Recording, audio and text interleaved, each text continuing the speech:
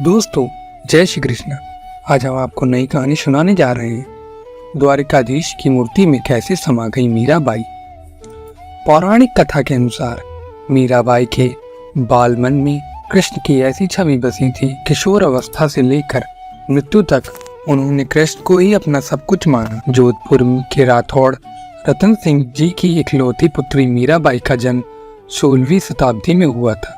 बचपन से ही वे कृष्ण भक्ति में रम गई थी। मीराबाई के बचपन में हुई एक घटना की वजह से उनका कृष्ण प्रेम अपनी चरम अवस्था तक पहुंचा। एक दिन उनकी पड़ोस में किसी बड़े आदमी के यहाँ बारात आई। सभी औरत छत पर खड़ी होकर बारात देख रही थी। मीरा भी बारात देखने लगी। बारात को देख मीरा ने अपनी माता से पूछा कि मेरा दूल्हा कौन है। इस पर उनकी माता ने कृष्ण की मूर्ति की ओर इशारा करके कहा कि यही तुम्हारा दूल्हा है।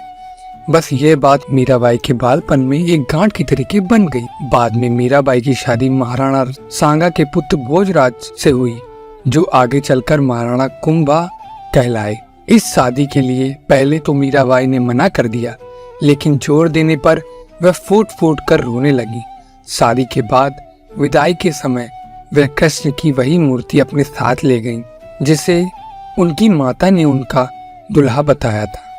ससुराल में अपने घरेलू कामकाज निपटाने के बाद मीरा रोज श्री कृष्ण के मंदिर चली जाती थी और कृष्ण की पूजा करती, उनकी मूर्ति के सामने गाती और नृत्य करती। उनके ससुराल वाले तुलजा भवानी यानी दुर्गा को कुल देवी मानते थे। जब मीरा ने कुल देवी की पूजा करने से इनकार कर दिया तो परिवार वालों ने उनकी श्रद्धा भक्ति को मंजूरी नहीं दी। मीराबाई की ननद उदाबाई ने उन्हें बदनाम करने के लिए उनके खिलाफ एक साजिश रची।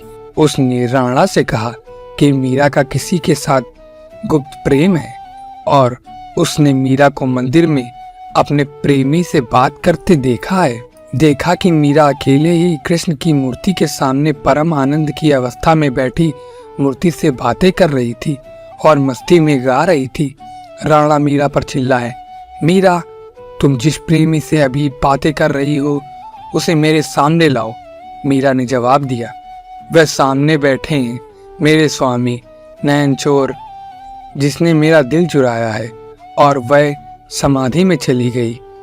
इस घटना से राणा कुंभा का दिल टूट गया, लेकिन फिर भी उसने एक अच्छे पति की भूमिका निभाई और मरते दम तक मीरा का साथ दिया।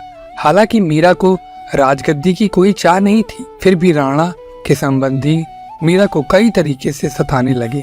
कृष्ण के प्रति मीरा का प्रेम शुरुआत में बेहद निजी था, लेकिन बाद में कभी कभी मीरा के मन में प्रेमानंद इतना उमड़ पड़ता था कि वह आम लोगों के सामने और धार्मिक उत्साह में नाचने गाने लगती थी। वह रात में चुपचाप चित्तौड़ के किले से निकल जाती और नगर में चल रहे सत्संग में हिस्सा लेती थी। मीरा का देवर विक्रमादित्य, जो चित्तौड़गढ़ का नया राजा बना, बहुत कठोर था। मीरा की भक्ति, उनका आम लोगों के साथ घुलना मिलना और नारी मर्यादा के प्रति उनकी लापरवाही का उसने कड़ा विरोध किया। उसने मीरा को मारने की कई बार कोशिश की, यहाँ तक कि एक बार उसने मीरा के पास फूलों की कटोरी में एक जहरीले सांप रखकर भेजा और मीरा को संदेश भिजवाया कि कटोरी में फूलों का हार है। ध्यान से उठाने के बाद जब मीरा ने कटोरी खोली तो उसमें से फूल के हार के साथ कृष्ण की एक सुंदर मूर्ति निकली। राणा का तैयार किया हुआ कांटों का बिस्तर भी मीरा के लिए फूलों का सेज बन गया। जब मीरा उस पर सोने चली, जब यातनाएं बर्दाश्त से बाहर हो गईं, तो उन्होंने चित्तौड़ छोड़ दिया। वह पहले मेड़ता गईं, लेकिन जब उन्हें वहां भी संतोष नहीं मिला तो कुछ समय बाद उन्होंने कृष्ण भक्ति के केंद्र वृंदावन को रुख कर लिया। मीरा मानती थी कि वह गोपी ललिता ही है, जिन्होंने फिर से जन्म लिया है। ललिता कृष्ण के प्रेम की दीवानी थी। मीरा ने अपनी तीर्थ यात्रा जारी रखी। वह एक गांव से दूसरे गांव नाचती गाती पूरे उत्तर भारत में घूमती रही। माना जाता है कि उन्होंने अपने जीवन के अंतिम कुछ साल गुजरात के द्वारका में गुजारे। ऐसा कहा जाता है कि दर्शकों की पूरी भीड़ के सामने मीरा द्वारकाधीश की मूर्ति में समा गईं।